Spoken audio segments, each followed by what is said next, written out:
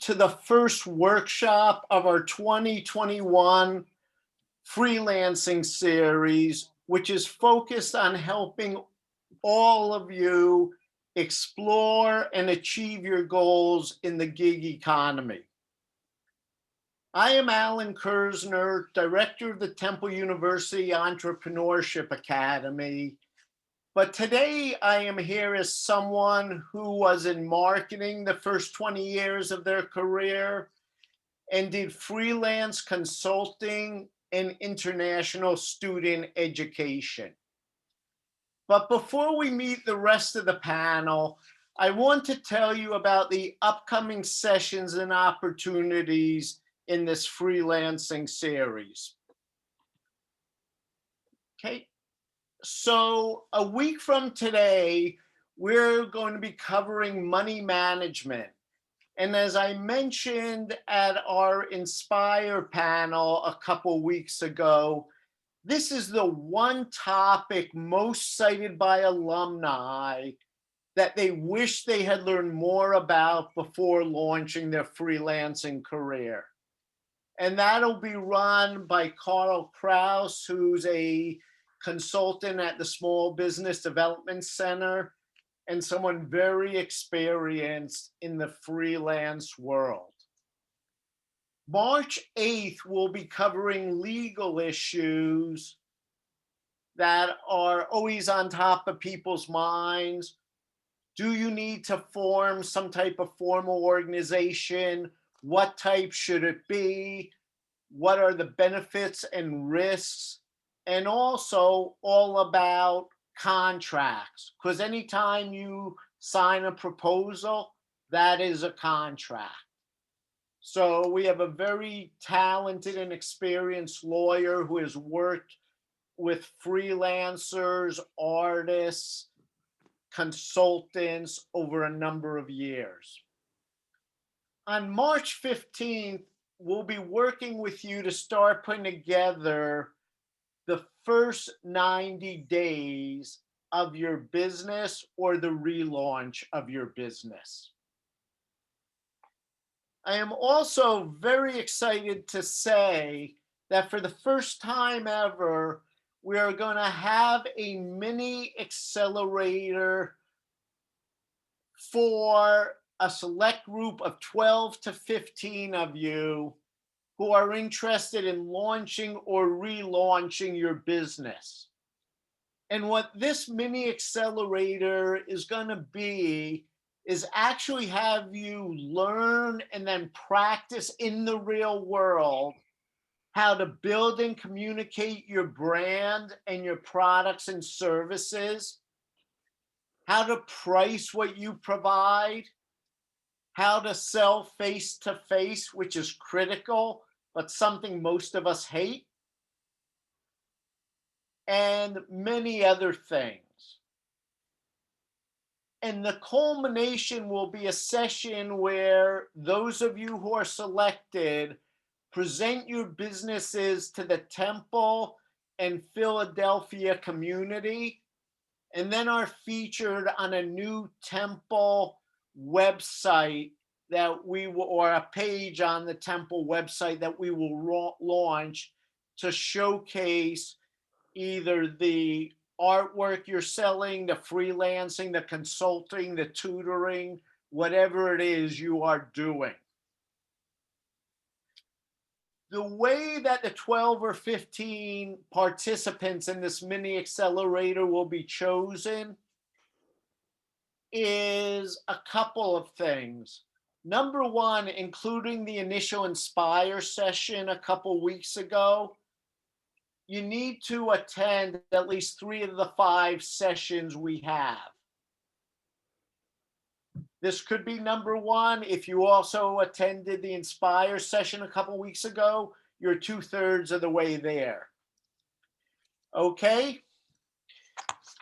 The next thing is that you will be interviewed, and I guess I'm a slide behind here. You will complete a short application and be interviewed by a very small screening committee. And this is open only to Temple University students, alumni, staff, and faculty. So for those of you who are guests here, thank you very much for attending.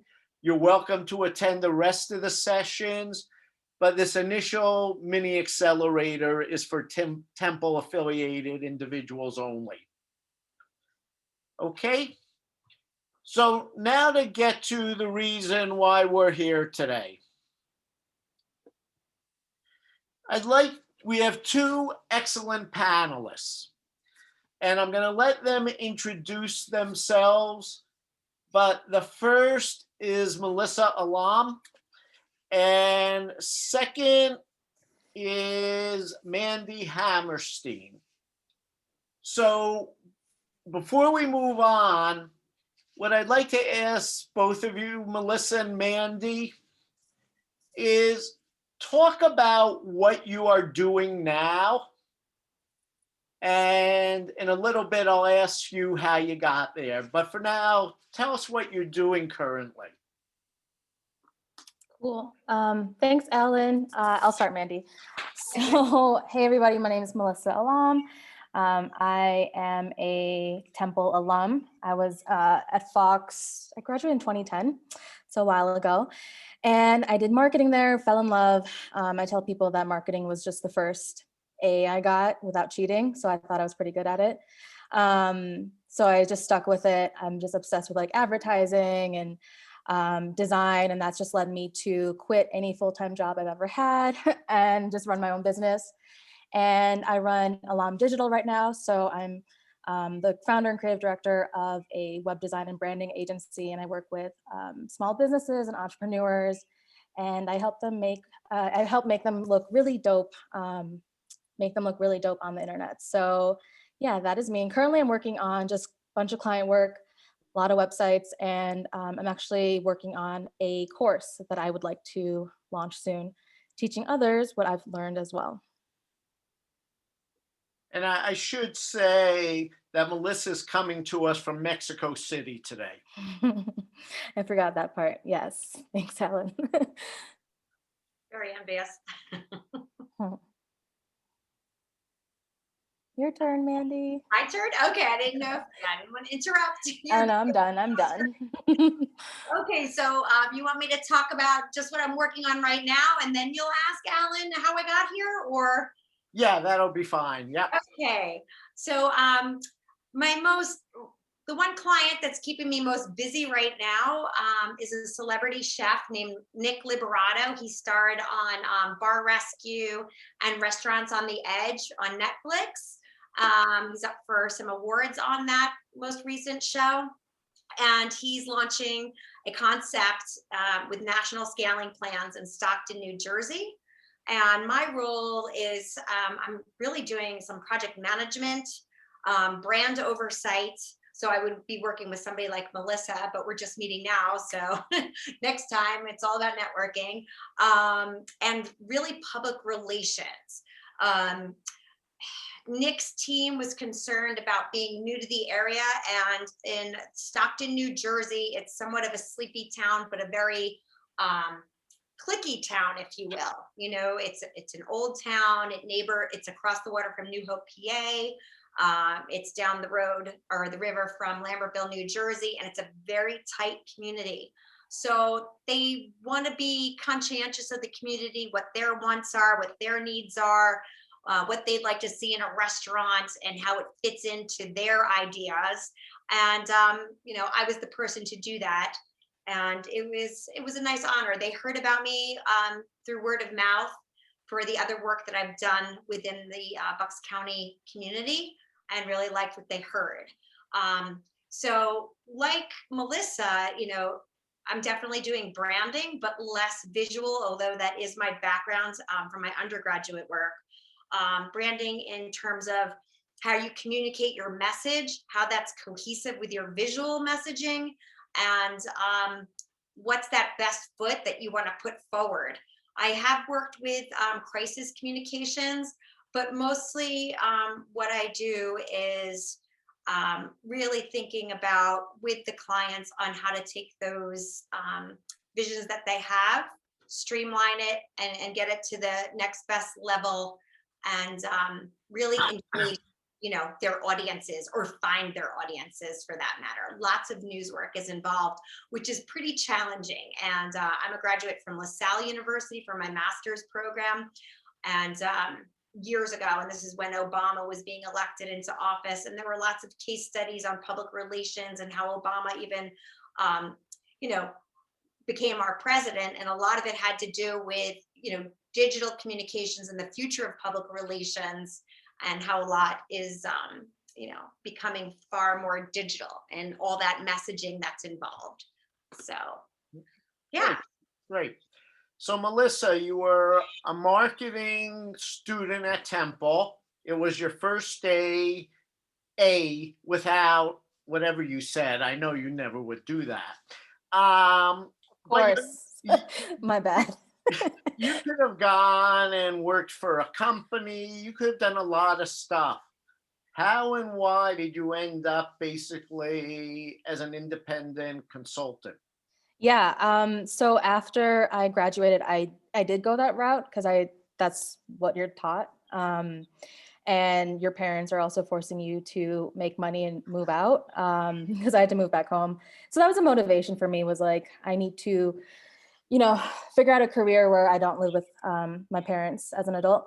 And yeah, I went the agency route, and I worked at a few different agencies. My senior year, I interned. I did PR actually at Levlane, and then I got a full-time job at Harmelin Media, and then I quit that because the pay was too low after 6 months. And then I got a job doing SEO at Sear Interactive in the city, and I stayed there for a year until I just realized, like, having a boss, having a 9-to-5 just wasn't my style. So I quit. And started working as a hostess at a Thai restaurant during the day, and then teaching myself design and CSS and client management, like the spare time I did have. So yeah, I just realized it wasn't the best fit for me. I didn't have the freedom that I wanted to have. And I didn't have having a cap to my salary as well. So I just went independent. I went rogue and just taught myself all the skills, and I'm still doing it to this day. So something's worked, but I think part of it is that I've been very active on social media, just like showing my journey, and also just working with some amazing clients and people seeing the work. So actually producing good work really does help. And yeah, I'm still doing it to this day. So Great. And I know you do have, I believe, a blog about your life and your journey. So, you're welcome to put that in chat. I deleted all those posts, Alan, but okay. they're all it's my Instagram pretty much is my blog these days. So Okay. Okay. So Mandy, you were a BFA student. Yes. And now you're doing business development and publicity. How'd you make that evolution? Oh, okay. So when I received my BFA in visual communications, right after that, I went into corporate work, graphic design. And my path was similar to Melissa's, where in terms of how I was feeling, I also needed flexibility because I was a very young parent at an early age. And it pained me to not be home, but I still love to work, that sort of thing. So, working for myself was always on the table. It was just a matter of how. So I had this great corporate job, and then I was laid off. I worked for Royal Dalton, which is an international fine china company. So I worked on national campaigns, and it was a real honor being this young person in charge of these national campaigns. And I worked really hard to prove myself because I didn't really have the experience that they were hoping for.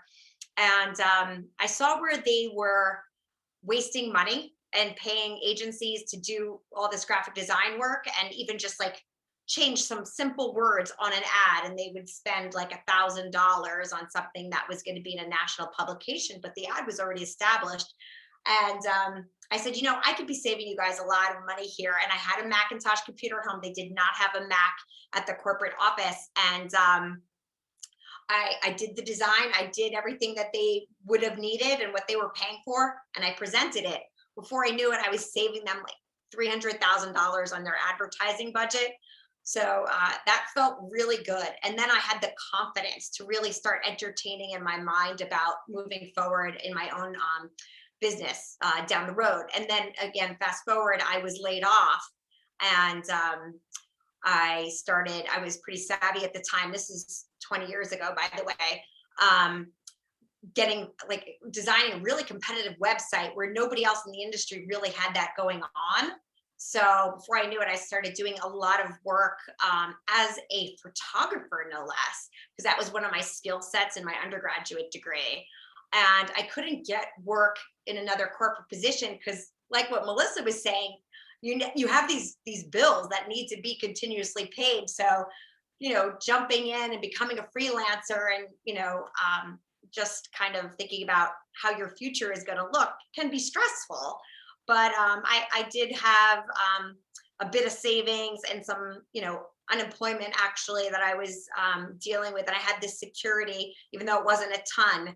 But I started working on this website. I started putting these ads up, and I was getting business, and I was really excited about that. And again, one of my skill sets was photography. And before I knew it, I was just slammed. I was making double the income of my corporate job.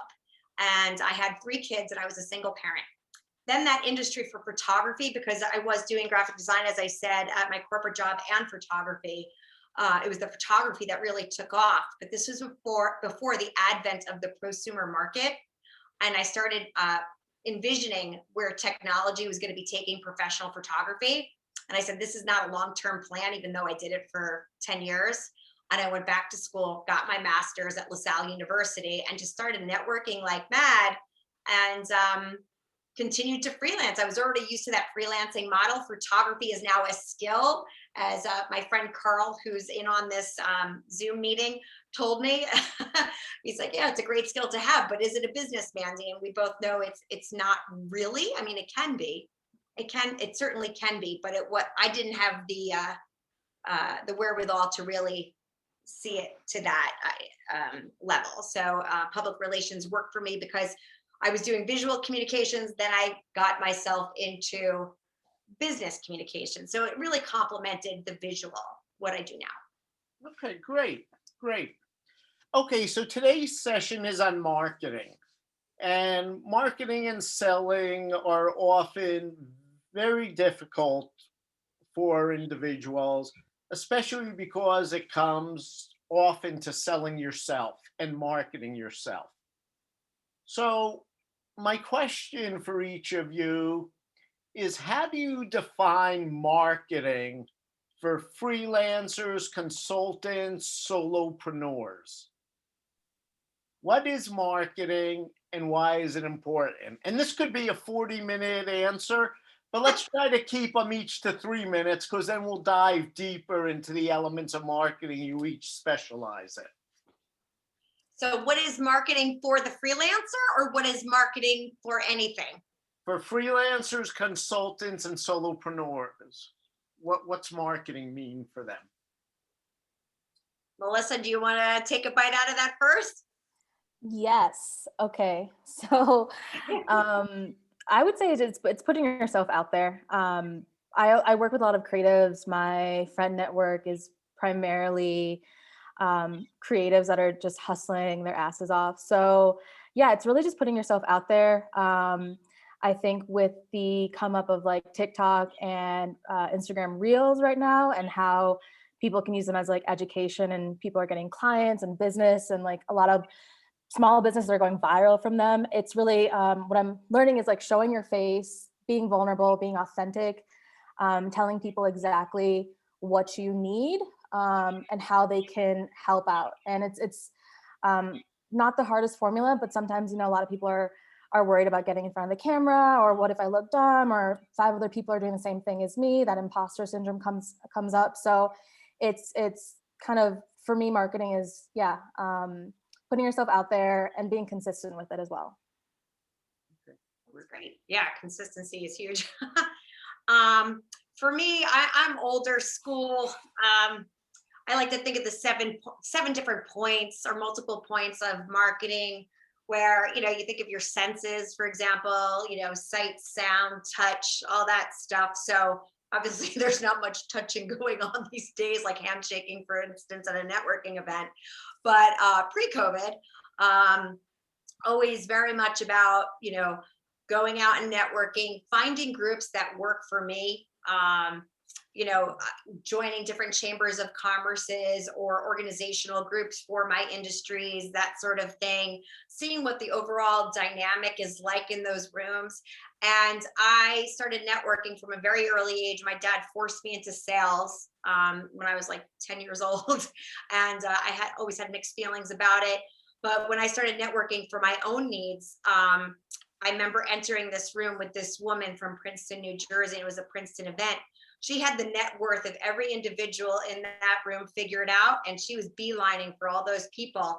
And to me, when Melissa used the word authentic, and we hear it all the time, I saw how her lack of authenticity, did not really work for her. Fast forward, and it surely did for me. In that same event, that was like, again, my first real networking event, deciding to be a freelancer full time.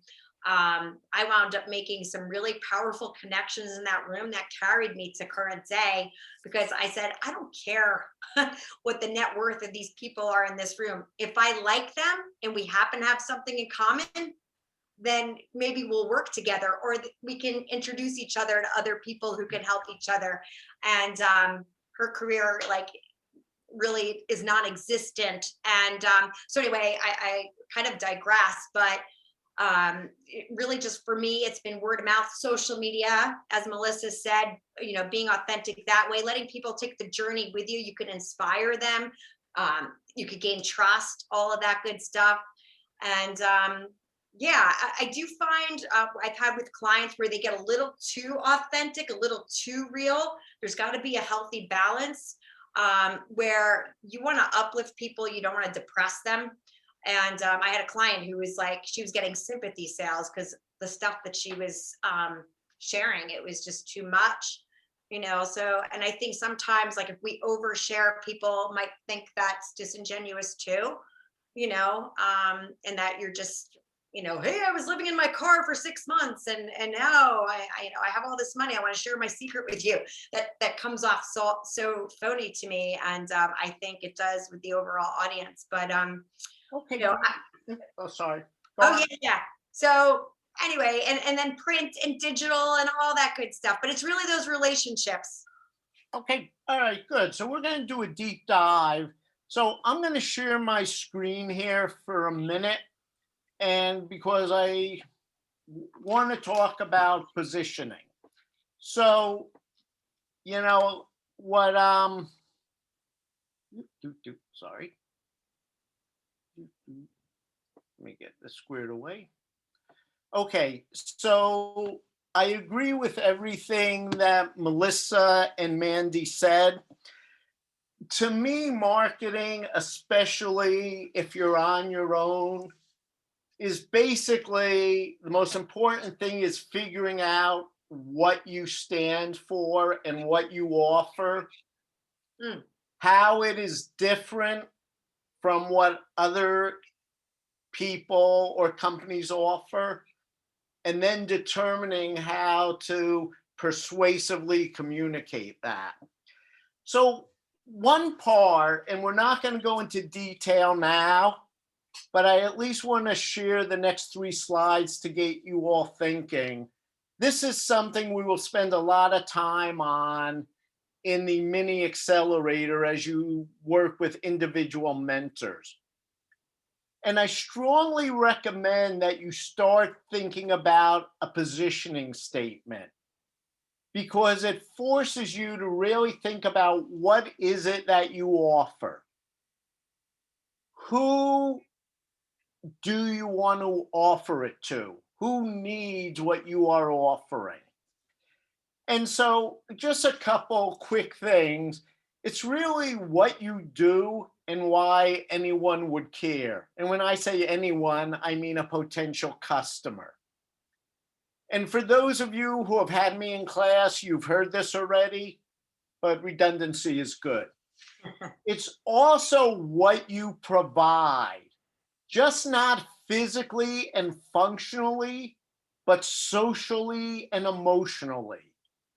And especially if you're in a creative field, if you're in journalism, if you're tutoring, or if you're consulting, social and emotional are very important. What is unique about you and your services? Because there are a ton of consultants, freelancers, tutors, solopreneurs. What's unique about you that's going to be of value to your potential customer? And why should they believe you when you tell them? So I just real quickly want to go over 2 examples. And these are not things that are great, but I think they're useful just to illustrate some of the points here. So this is a consultant, okay? And his sort of positioning was business growth associates helps firms revitalize established businesses and launch new successful businesses. And the success jump-starting growth for both Fortune 100 and small to mid-sized companies comes from a superior understanding of customer needs and developing innovative solutions to meet these needs. And again, this is not a world-class statement, but I only utilize it to show you how it's targeting companies that need to grow. It defines established and new business, and it talks about what is unique about the success. Now, I will tell you, this is a former consulting business I had. It was me, myself, and if I needed a specialist, I'd hire another freelancer. But again, you could see how the name communicates what it is that I did. And I tried to illustrate or communicate my target. I didn't give any evidence, and I could have, but then it would have been too long. So I would have to shorten this and work that in. This is a graphic designer, and it's a real graphic designer I met. And what she does is she basically develops web-based and social, web-based and social media platforms and messaging for artist entrepreneurs who have a following, but don't know who will buy their art, and no one has so far, okay? And what she says is by leveraging her extensive understanding of the non-professional art buyers, her clients have doubled their social media following, raised their prices, and sold 3 times more art within a matter of months. Okay? So, you know, you could say, well, that sounds like a bunch of bull. And it may. But the interesting thing is, I believe it at least creates some curiosity among a target audience. Now, you never show anyone your positioning statement. That's where Mandy and Melissa come in and other people you work with. Your positioning statement is only for you.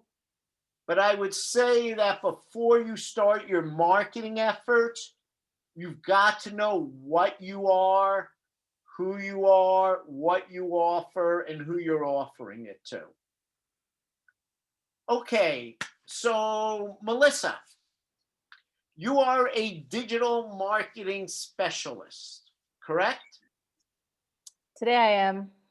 Oh, well, are you No, I'm something? kidding. If we contact you tomorrow, are you going to come to the panel or something different? I have used so many different keywords, buzzwords, terms. But yeah, that's pretty much it.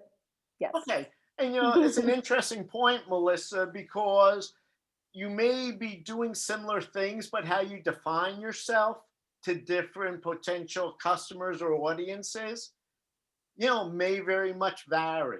For But sure. let me ask, as you work with people, okay, and assuming they have their positioning and they know who and what they are, what they offer, how do you recommend they use social media to build awareness and relationships and ultimately clients?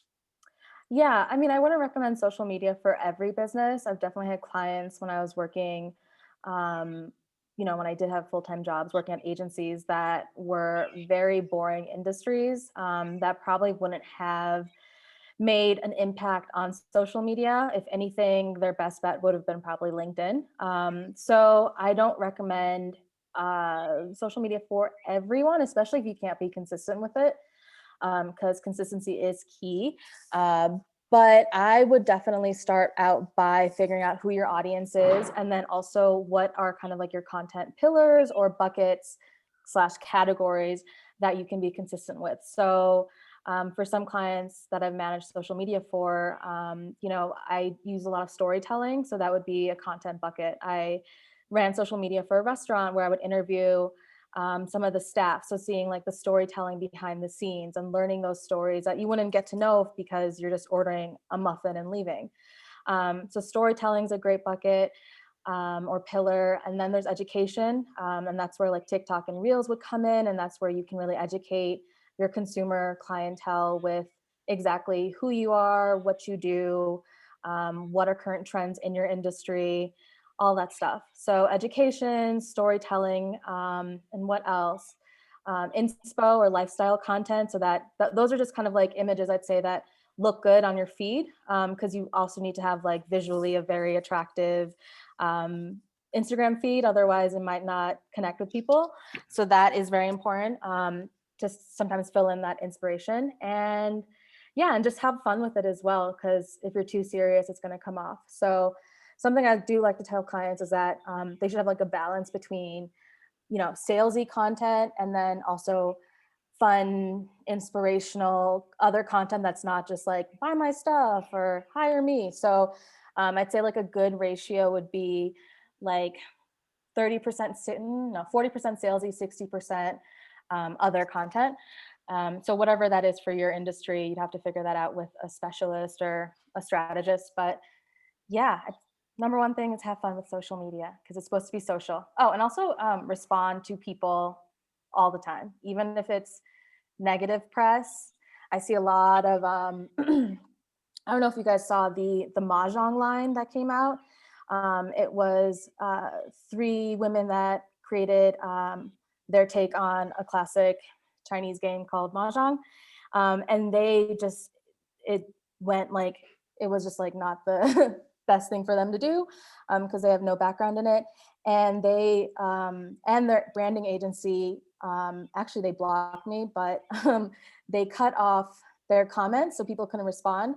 And they just had a very, very weak, like, PR response to the situation. And yeah, they didn't engage with their community. And that's like a big no-no for me. So engagement is key as well. Okay, so Melissa, follow-up question. I'm starting as a freelancer, okay? Or, let's say I want to tutor French. How do I decide what social media channels or platforms to utilize? Yeah, I mean, the typical, I would still, I do tell my clients to still get the handles for the typical Facebook, Twitter, Instagram, because you might not want to start something now, but you can still have placeholders for when you are ready or you hire someone to manage them. And you also don't want someone to take those names in the meantime. So still like take those and make sure they're all consistent. It's just easier for you to have one handle on a business card or website versus multiple names for each of your channels. So I would start by first thinking of a name, making it very like easy to remember. Don't add like numbers or code words or anything. Make it pretty much your business name, and then set placeholders on your business or on those channels. And yeah, I would start thinking of, the first thing is, what kind of content do you want to produce? So writing it all out, and then maybe creating a schedule. So maybe Monday, Wednesday, Fridays you post, and then that way you can be accountable to yourself. And on top of that, also engaging with other accounts or ideal, target audience customers as well. So you're not just like posting, but you're also engaging and hopefully bringing in clients that way. Okay, great.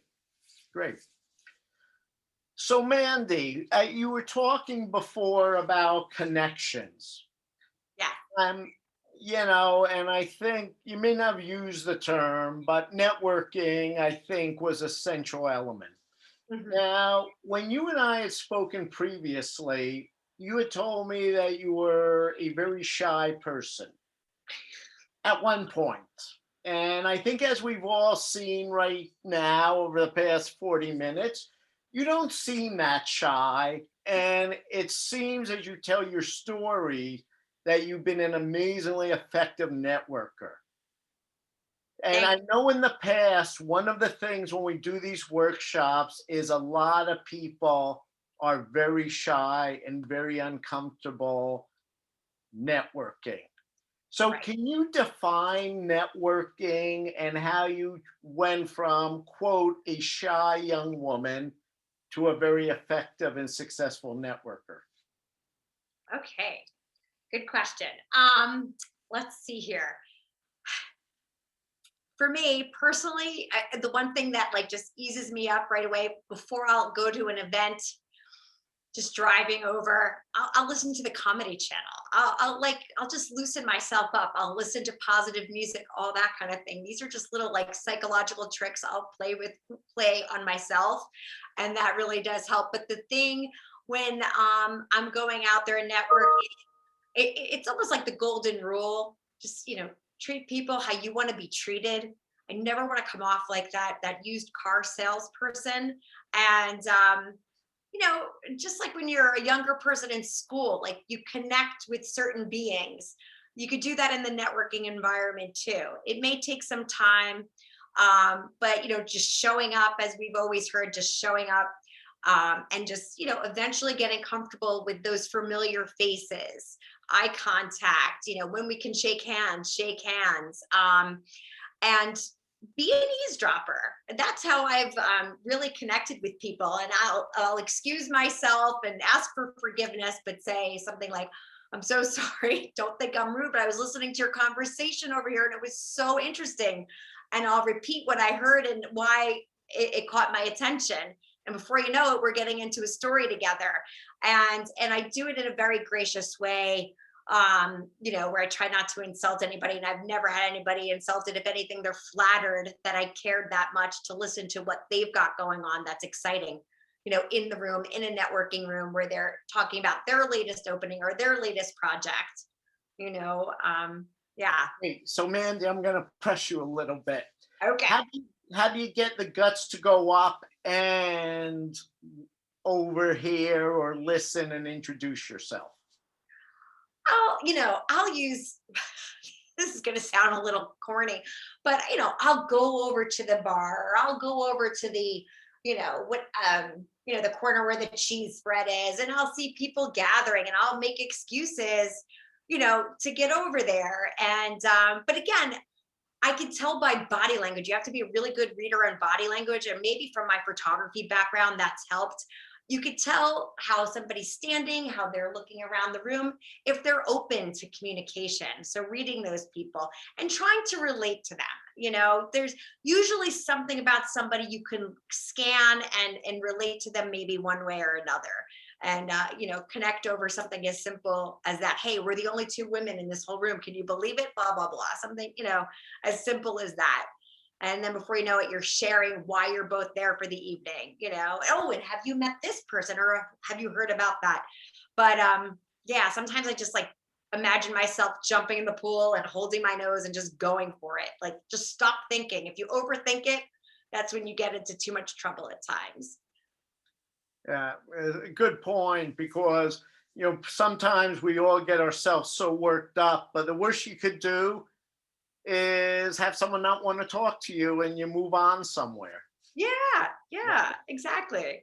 So I have little mental tricks that I play with play in my head, to get myself, prepared for any particular event, and it's always helped. But what you were saying before, Alan, when you were showing your slides, the first thing I try to do is, I know, like, I am programmed with my elevator pitch when I'm at these events. And as you said, it's so important, and you got to keep it, short and sweet. If I know somebody's opening a restaurant, right away I'm relating about the restaurant projects that I've worked on in the past. If somebody's opening up a theater or a museum, right away, like, I'll try to find out how I can relate and how I could help them, whether there's something in it for me monetarily or not. I want to, be a source, whether it's, going to affect your wallet or not, and people will remember that. Okay, and and I want to ask both you about this. You talked, Mandy, about helping people, whether you get paid or not. Um, can you talk a little bit about what you've done and how that's not only provided personal reward for you, but fostered your practice? Are you talking about volunteer work? Yeah, or pro bono work, or yes. Yeah. In fact, I have a meeting with somebody tomorrow about some pro bono work, and we'll see where that conversation goes. But when I was getting my master's degree at LaSalle, in fact, it was during the recession, and I knew there were some skills that I had wanted to learn, and it was a project that I was really passionate about. And it was the Bucks County Children's Museum. It was a unique offering to the area, and it was just work that I felt really good about. And I learned some new things. I dove right in. They trusted me. And before I knew it, I was offered a job. And then that job then led to my launching of the Bucks County Playhouse. And I got into the theater world, and I did all the public relations for that.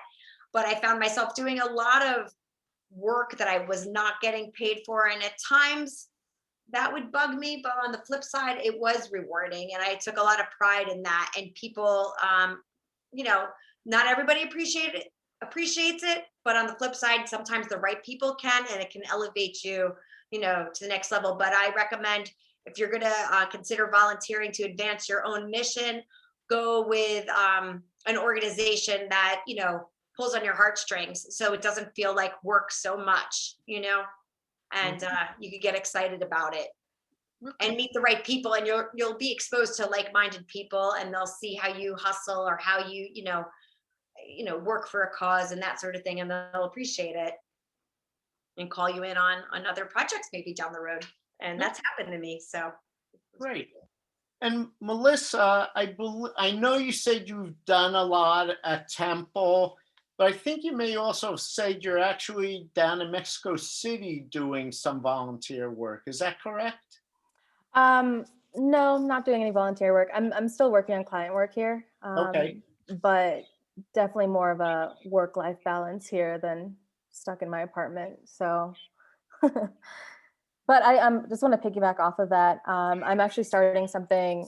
I've already started it, but I'm working with a lot of Black and brown founders that might not have the budget to, afford a website or branding. And that's just something that I'm super passionate about. And I love design, and I love helping my fellow people of color. So I'm really excited about kind of launching like actual verbiage for this. I've done 2 of them so far, but it's kind of been on the down low. But currently I'm working with a nonprofit called Girls Gone Global, where they work with 14 to 17-year-old Black girls and help them get a passport and then do group trips. So it's something that how I got that was the founder just slid into my DMs and was like, oh, it would be one of our wishes to work with you. And I was like, all right, easy. So I'm kind of like catering this program where I'd like it to be like application based. And how you kind of balance that, like pro bono work, because I still have to make money and work with paid work, paid clients, is making it kind of fit my schedule. So I've started a VIP design day where I do like a design sprint, and I design someone's brand or their website within like a day. And so I've kind of fit that mold for this pro bono work, and I'm really excited to launch that soon. That sounds cool. Great. Okay, so what would the two of you say to someone who claims, I just want to do and create what I love. I don't need to market. Mhm. What would you say to them? I would definitely ask if they have a trust fund, because if they do, then go ahead. But a lot of us have bills and student loans and a life to live. And I would say that, yeah, marketing is really important. Unless you have the connections or a full-time job and it's more of a passion project and you don't have to worry about it, then sure, go ahead. But, learning how to market yourself, or at least having a strong personal brand, is a big key to a successful like freelance career.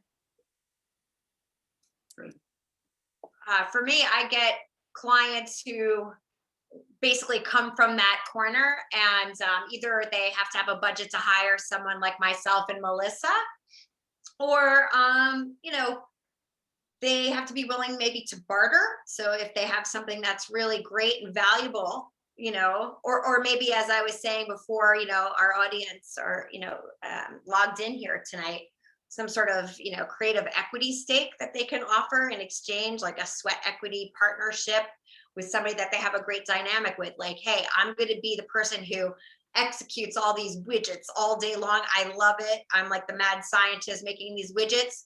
You're the marketing genius, but we rely on one another. So now we're partners. What does that look like? Get a legal document drawn up, have an LLC, that sort of thing. But, hopefully if you hate marketing, you still know how to make friends and hopefully some of those friends are talented, and, you can work together. I mean, partnerships aren't always the answer for everyone, but it is a thought to consider. Okay, good. So, Melissa, do you sell? Yeah, I do. Okay. What's that mean and how do you do it? So yeah, I mean, typical process for me is that I will either get an email from someone filling out my contact form on my website. And again, if you do have a website, which you kind of should if you're trying to be a freelancer, make sure your contact form is as in depth as possible, because it's going to save you the nightmare headache of asking questions you could easily have the client answer right away. That being like, what's their timeline? When do they want to launch? What's their budget, or how much do they want to invest? So having those all kind of already on your form helps. So I get a contact form, and then I'll have my assistant schedule a call. So once I hop on a call, that's kind of the sell. So, I'm not like a big seller, just because all the stuff I've done is on my website or on my social media. And if you're not aware of like my work or my style, it's just a simple click away.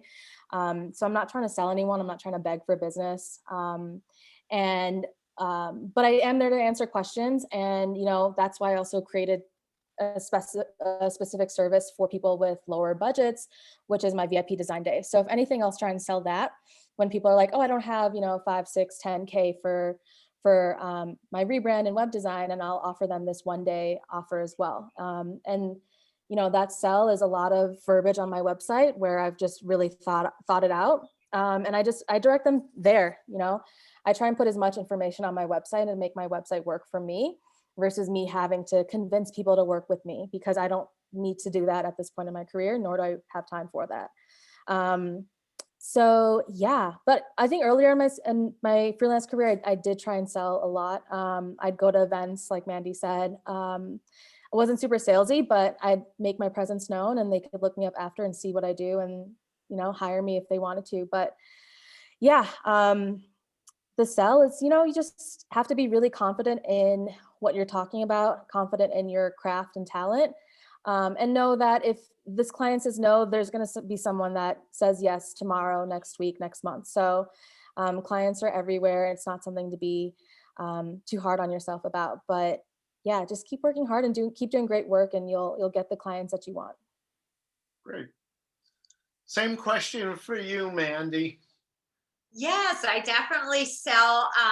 But lately, I don't know if I mentioned it to everybody else. I know you and Melissa know this. I have 4 kids, so I'm what I do is really nice for that kind of lifestyle. And most of my work is all word of mouth.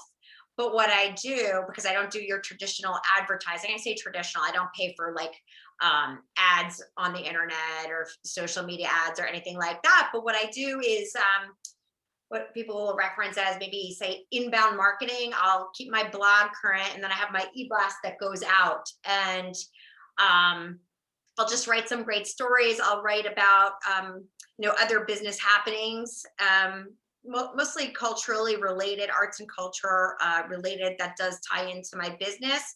And I have a 58% open rate, which is really great. And people do buy like tickets to events that I actually put together through these e-blasts. And my website and blogging and social media has been really valuable too. Again, in support of the networking events that I have done. But yeah, I'm selling a service of how I can help take your business to the next level, and really, engaging with your audiences or finding your audiences and retaining them is really important to me, and that trust. So that's what I'm selling. Okay, last question, and then we're going to take questions from the audience. Great. So for the people here tonight who are thinking of starting their own freelancing, consulting, whatever type of business, or looking, well, let's just stay with those who are about to launch. What is your one single piece of advice? The most important thing you can say to them? Mandy, you could go first. Oh man, you see, I'm biting my fingernail. I know, that's why I chose you. You know what? As cliche or corny as it may sound, have that vision in your head and have that confidence, and also you're saying one thing, but who's that reliable source of yours, that circle of trust who believes in you, and just really, have the faith, do your due diligence, be prepared for the business, be prepared, because once you put it out there, it will come, but have the confidence, because you might start this thing one day and say, geez, why didn't I do this 3 years ago? So it's really about the confidence to me, and people get excited about confidence. They're attracted to it. There's a fine line between confidence and arrogance. Confidence, not arrogance. That's my thing.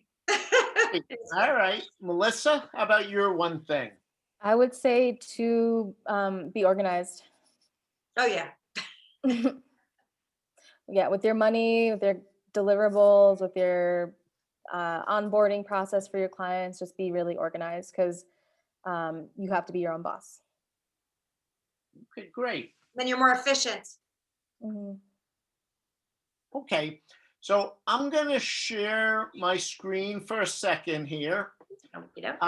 What I would ask is, we would love for you to share your feedback. We will give Melissa and Mandy 30 seconds to catch their breath. You could either use a QR code, or I just put in the chat a link. It is a very short and simple survey, but it helps us learn about whether we're meeting your needs and how we could improve our program. So if everyone could take 30 seconds to complete that.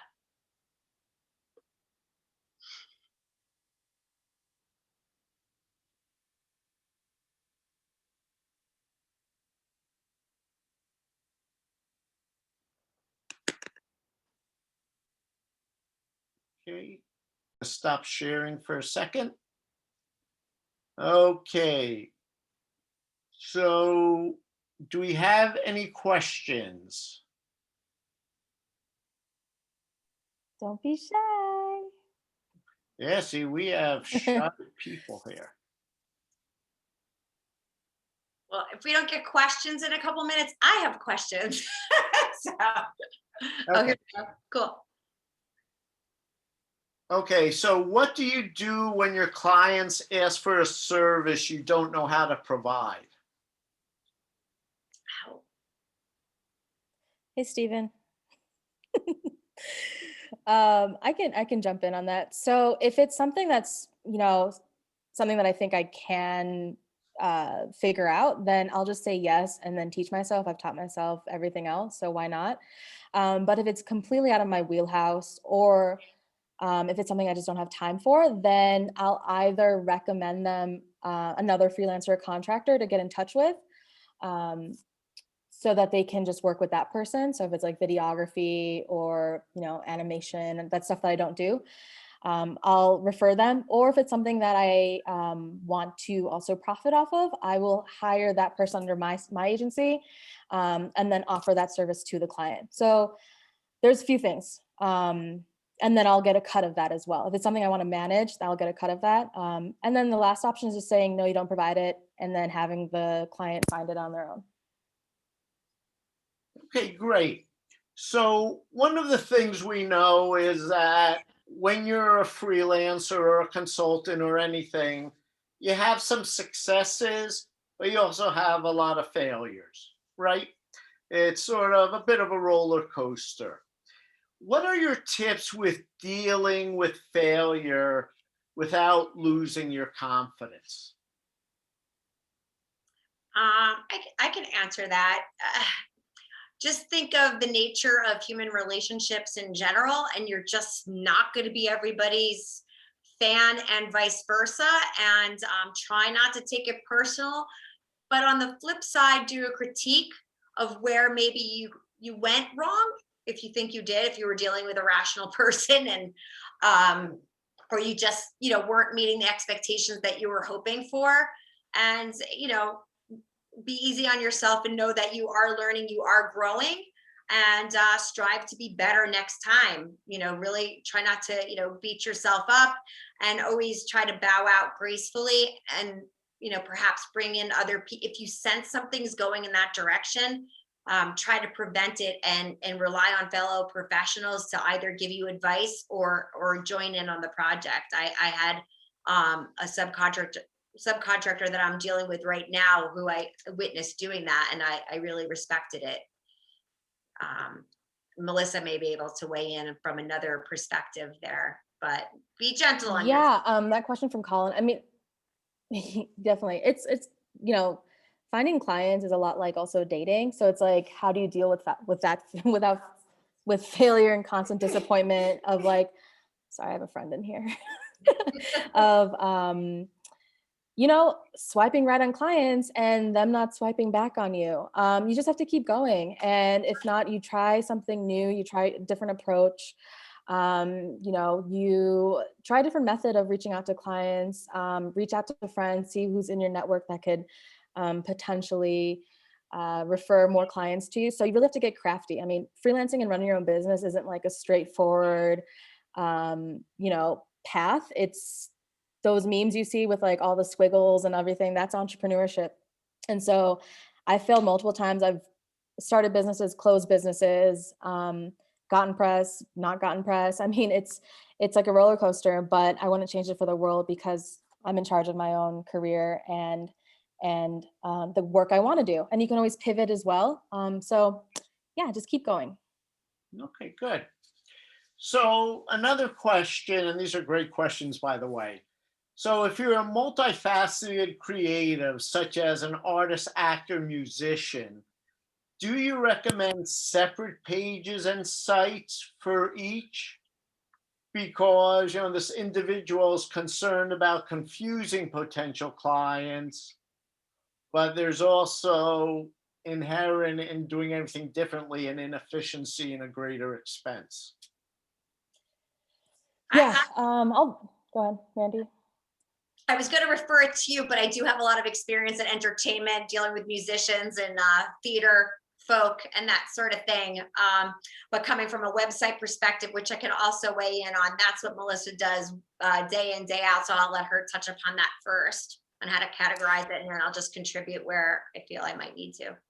Yeah, I mean, I feel like artist, actor, musician, it's they're kind of in like a very similar and like entertainment industry way. So that's something where I would, put all of those on your website. I think one thing is to understand like what's going to make you money. Like you can be a great knitter and a videographer, as well as a, I don't know, professional dog walker, but you don't want that all on one website because they're not really connected. So I think for that example, Caroline, I think that's because they're connected in the entertainment industry. You can definitely put those as they're all talents that you might have. But I would also just focus on what your services are. So maybe you are an actor, but you don't want to, do anything that's paid or whatnot, if you're, but I would say, think about what services you can provide and really focus on that, because a client might see your page and see your talent, but not know what to hire you for. So you really want to clarify what they can hire you for and how. So I would really work on that part of that. But I would put them on different pages as well, because you might have, like, for instance, I had photography and web design as two services, and they were on completely different pages on my website, but still I'd be able to share the link to whatever the client needed. And that's all on the same website, right? That was the question. It's a matter of different sections versus different websites. Yeah, and you don't have to also make them live pages. Maybe, something you're more interested in is like the music part might be just like a private page that you can send to someone that's more interested. So there's different ways around it. But I would first focus on what would make you the most money, or what you're like really passionate about, because that way you can kind of have like a hierarchy of your skills and talents as well. Yeah, and I think if this question's coming from somebody who does acting, singing, dancing, and that's the scope in the industry, that's expected and appreciated. So it all is in sync as an overall offering. It just, to categorize it would be nice. Yeah. But it just makes you more marketable. So that's really great. Yeah, I have a friend who she's a makeup artist, but also does Reiki. And that's where I would separate. I'd have two different websites, because they're two different clienteles. The brides she's getting for makeup are not the Reiki clients she wants. So that's where I would separate if they're really, different. Great insight. Good. So should a person use their own name or a new fictitious cool name to promote themselves and their services? And so should their social media only be a very high quality type images? So I was going just by my name for a long time, until I realized that people weren't giving me the respect that I wanted, and those people being older white men that were my clients. So I decided to go by Alam Digital, just because it made me sound like I was bigger. And I do work with other contractors within my agency now, but yeah, it was just something that I personally wanted to change. Instead of going by like Melissa Alam Freelancer, I went by a business name. And it hasn't changed the clientele for me in terms of like the intake and the number. But it's also, as an LLC, given me that kind of like protection as well, to have a business name. So I don't know, it's whatever you decide, and you can always change it once you're ready. And for social media, I think you should definitely have your high quality work, but also use, stories to show the personal journey of you working late at night, designing something. So there's different mediums. I'm not doing high quality photos on my personal Instagram at all, but for my business Instagram, I am doing a lot of mock-ups and a lot of graphics, because I want that to be more of a curated feed.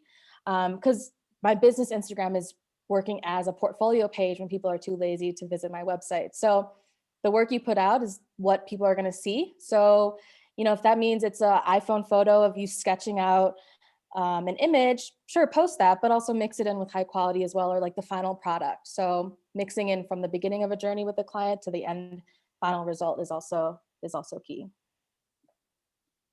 Sounds good to me. Okay, so this is for you, Melissa. How did you teach yourself web design and branding? A lot of caffeine and late nights. I'm actually more of a night owl. I would rather, like, I start work sometimes like 8 p.m. and I'll work till like 3, 4, 5 in the morning. But how I taught myself, Google University, I've invested in a lot of courses from other designers and agencies, workshops, webinars. And then also just like practicing on myself, like my own website's my guinea pig if I want to learn something new. When it comes to branding, if you don't have any clients now, make up a project, redesign the local coffee shop, and use that as a case study. Like there's always work to be done. So you shouldn't be sitting still when it comes to freelancing with design, because you can always design something and say that, this was just a portfolio piece. But taught myself YouTube, Google University. I actually started graphic design mostly at Temple when I was in my sorority and no one knew how to make a damn flyer. And I was like, all right, I knew Microsoft Word back in the day. And then I just taught myself Photoshop from YouTube. So definitely doable. Okay, good. So for both of you, how can you find a marketing business partner in the community when you don't have any connections?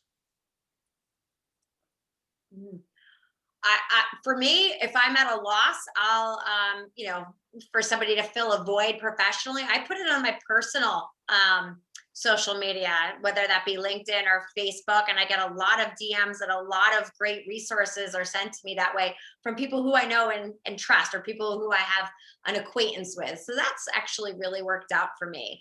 So maybe you don't know anybody, but some friends within your social media network might. I don't know if that helps, but that's really helped me.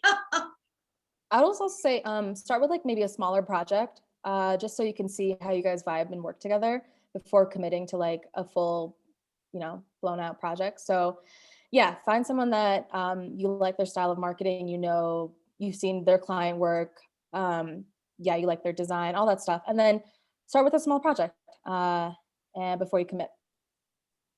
Yeah, and just if the person who asked this question is at Temple or affiliated with Temple, I'd also suggest you signing up for the 1810 Accelerator, where there's a lot of people of different backgrounds looking to team up and work with each other.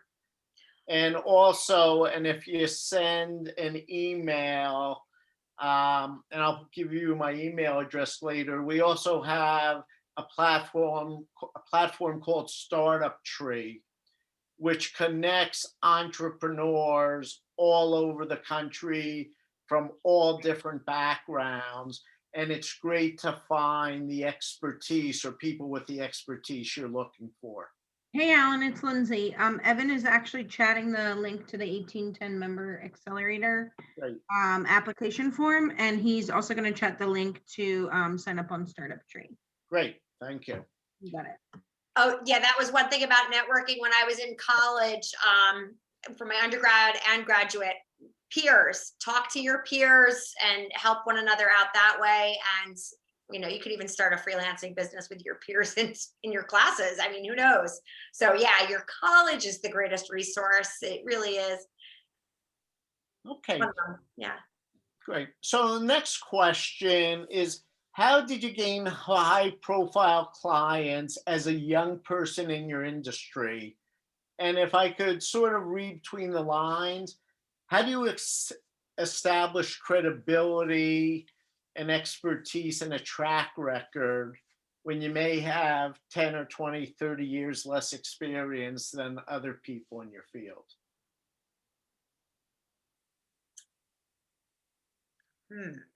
So can you rephrase that? I want to make sure I'm understanding correctly. Sure.